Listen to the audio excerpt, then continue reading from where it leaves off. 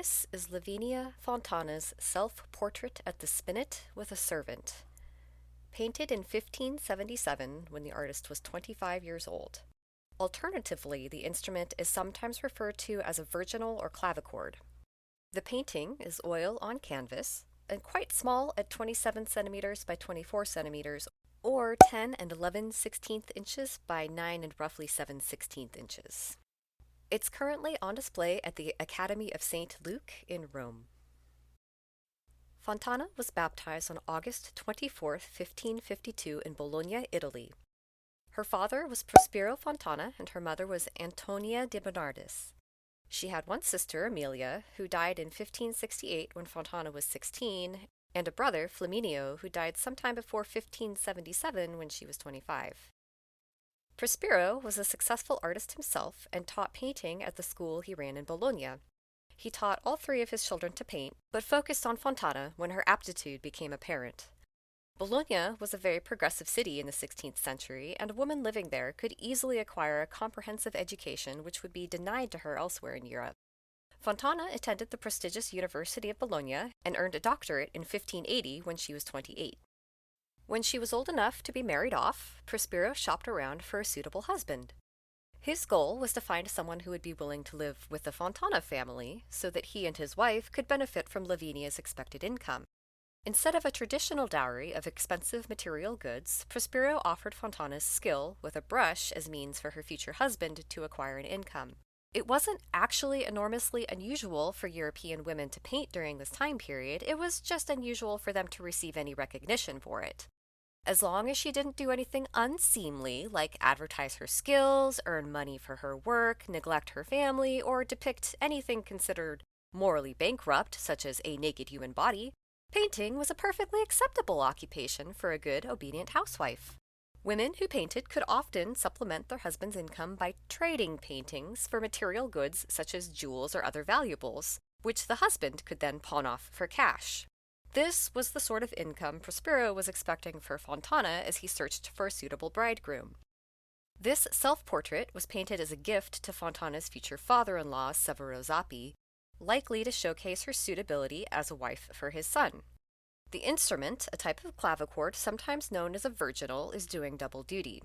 It showcases Fontana as an educated woman who has had instruction in music, and is also an allusion, as the name suggests, to her virginity. She painted herself wearing red, which was the color of wedding clothes at this time. Along with fine clothes and jewelry, the inclusion of the servant displays Fontana's wealth. The empty easel by the window in the background is a reference to her artistic training and skill, which she will use to provide for her future family. The caption in the upper left-hand corner is written in Latin and straight up informs the viewer of Fontana's virginal status, probably just in case the double meaning of the instrument was missed. It also proclaims the aid of a mirror to ensure the portrait's accuracy as an added assurance that she hadn't exaggerated her appearance. Upon receiving the portrait, Severo was reported to have written that Fontana was not fair and not ugly, but just in the middle, as women have to be. Just in the middle must have been good enough, however, because Fontana married Severo's son, Gian Paolo, in 1577 when she was 25. It must have been an agreeable match because the couple had 11 children over the course of their marriage, although sadly only 3 survived their mother. Gian Paolo was also a painter, but, recognizing Fontana's truly incredible skill, was willing to put her career ahead of his own. He managed the household and childcare, leaving Fontana free to work, and acted as Fontana's agent and assistant.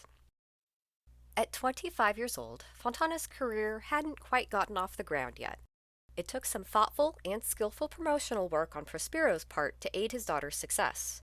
Many of Fontana's paintings in the years immediately following her marriage were given away as gifts or sold at low prices as a maneuver to solicit goodwill and potentially secure future commissions. One such portrait was Fontana's self-portrait in the studio, painted at the request of a Spanish prelate, Alfonso Ciacon. This high-ranking member of the clergy promised the portrait would be displayed in his private collection next to a similar one of Stefanzba Anguissola, court painter and lady-in-waiting of the Spanish queen, Elizabeth of Valois. In addition, he informed Fontana that he intended to make the portrait into a print, which he would then kindly distribute as a valuable form of publicity for the young artist. Yeah, this old guy just straight up promised to pay Fontana with exposure and then reneged. Classy.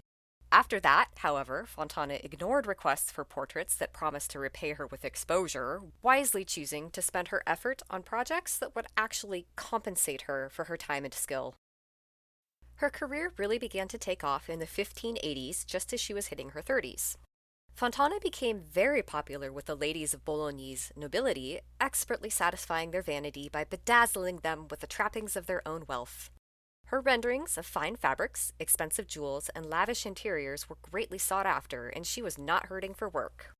Bologna's art historian and biographer Carlo Cesare Malvazia wrote, all the ladies of the city would compete in wishing to have her close to them, treating her and embracing her with extraordinary demonstrations of love and respect, considering themselves fortunate to have seen her on the street. The greatest thing that they desired would be to have her paint their portraits. Her income at this time was quite impressive for any artist, let alone a woman. Malvazia also wrote that Fontana's earnings were equal to Van Dyck or Sustermann's, the highest paid portrait artists of the 17th century. This may have been an exaggeration by a well-meaning superfan, but it can't have been too far off because Fontana was comfortably supporting not only her own growing family with her income, but also her aging mother and father. And about that income, Fontana was exchanging her paintings for actual currency, entirely bypassing the more accepted method of trading her work for expensive gifts. This was something no virtuous and honorable woman had done before her. Fontana only got away with it because the nobility that were practically throwing money at her were operating under the assumption that she didn't actually need to work. It wasn't too much of a stretch to make that assumption, as her husband Gian Paolo was the son of a minor nobleman, but the fact of the matter was, she wasn't rich and did actually need to work. Somehow, the idea of Fontana working out of desire rather than necessity turned her labor into something noble and virtuous. So she was given a pass by society and allowed to accept money for her labor without damaging her honor. Weird foibles of the rich and powerful aside, it does seem as if there was genuine affection between Fontana and many of the women she painted. Several of her noble patrons served as godparents or namesakes for her children. Fontana was 31 in 1583 when she completed the Assumption of the Virgin for a chapel in Bologna's Cathedral of San Pietro. Although women were known to paint small devotional pieces in this time period, religious painting as a genre had always been the domain of men, and no woman had ever painted an altarpiece meant to hang in a church before now. Cardinal Gabriele Paglioti, the Archbishop of Bologna, knew Fontana's father Prospero, which is how Fontana came to his attention. He personally commissioned the work and paid Fontana 300 scudi upon its completion. For some context, Caravaggio received the same sum of money from the Giustiniani family for his painting Love Victorious 19 years later in 1602. This portrait is one of Fontana's more famous works, probably at least somewhat to do with the unusual appearance of the subject. The little girl rendered here is Antoinetta Gonsalves, who was roughly 10 years old when she sat for this portrait. Antoinetta was the daughter of the famed wild gentleman of Tenerife, Petrus Gonsalves. Like her father, Antoinetta had hypertrichosis, a medical condition that results in the excessive growth of hair on a person's body. As might be expected, her unusual appearance had a huge impact on her life. Antoinetta, her father, and her siblings who shared the condition were simultaneously considered subhuman by society at large and also elevated above the spheres of commoners. European nobility was fascinated by the hairy members of Antoinetta's family, and she, along with her father and similarly affected siblings, were brought into various royal courts to reside as notable members. This is how Antoinetta came to sit for Fontana to paint her portrait. Fontana depicted Antoinetta with the great care she showed for all of her subjects, rendering each tiny detail with skill and precision. There is no hint of caricature in this portrait. It was clearly painted with respect and compassion. Although Antoinetta's posture may look a bit stiff to the modern eye, the directness of her gaze and sweetness in her expression convey a sense of intimacy. Fontana must have put her at ease, which I can't imagine was an easy thing to do given Antoinetta's unusual circumstances. The letter in Antoinetta's hands outlines her personal history and reads, Don Pietro, a wild man discovered in the Canary Islands, was conveyed to His Most Serene Highness Henry, the King of France, and from there came to His Excellency the Duke of Parma. from whom came I, Antoinetta, and now I can be found nearby at the court of the Lady Isabella Pallavicina, the Honorable Marchesa of Soragna. Following Prospero's death in 1594, Fontana no longer needed to financially support her parents.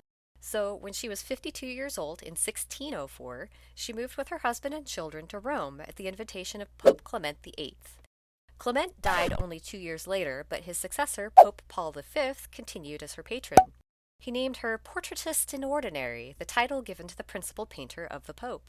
In addition to portraits, devotional images, and religious altarpieces, Fontana painted scenes from history and mythology, two more genres women painters were typically discouraged from exploring. Rome had no shortage of inspiration for an artist of Fontana's skill. After her first trip to Rome in the 1590s, Fontana began to focus on mythological and historical women. Exposure to female saints and heroines in Rome inspired many secular scenes with female subjects, such as Judith with the head of Holofernes. She actually revisited the subject of Judith multiple times over several years. Even if a woman was lucky enough to possess male family members who allowed her an artistic education, societal ideas of purity forbade her from having access to nude models, which were an integral part of the education of male artists. However, this didn't stop Fontana. She is considered by some historians to be the first woman to paint the nude figure. Where she learned to depict human anatomy, however, is debated. Some argue that there's no way she had live models because even though the limbs of her figures are well rendered, the proportions are off. But weird proportions were a thing in Mannerist paintings, and Fontana's career had a strong foundation in the Mannerist style. Mannerism originated in Florence and Rome and was a little bit of a rebellion against the mathematical precision and intellectualism of the Renaissance style. It was popular in Italy from the end of the High Renaissance in the 1520s to the beginnings of the Baroque in the 1590s. Mannerist art emphasizes style and technique in the composition of the human figure and was ideal for exploring aesthetics. It allowed the artist to go nuts with vibrant colors and decorative patterns. Artworks rendered in the Mannerist style were intended to appeal to emotion rather than intellect. Mannerist figures are characterized by graceful but strangely elongated limbs, small heads, uncomfortable or contrived poses, and stylized facial features.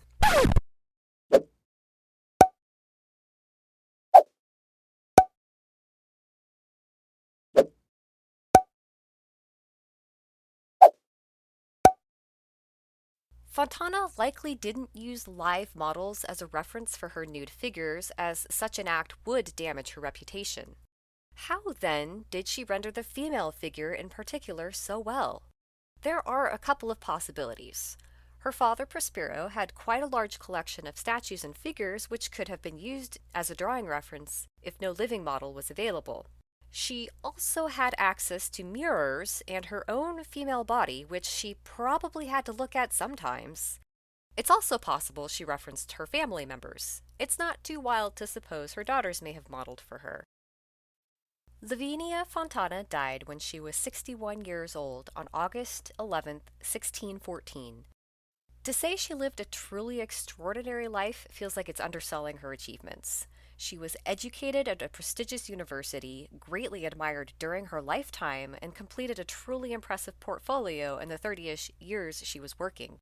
Not to mention, she was pregnant for nearly 11 of her working years and raising and providing for a very large family. She was also the first woman admitted into the exclusive boys' club at the Academy of St. Luke, an honor which eluded Caravaggio.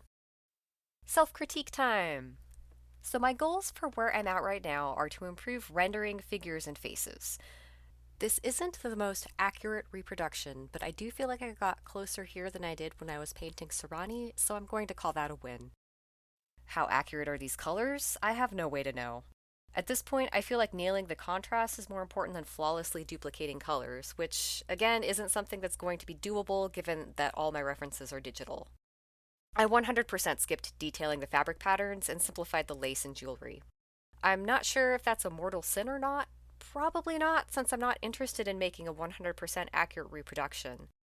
From start to finish, this copy took between 5 to 6 hours. I could easily sink another 5 to 6 hours trying to perfect it, but I'm not sure what the point would be. I'm happy with this, and I'm ready to move on to my next project.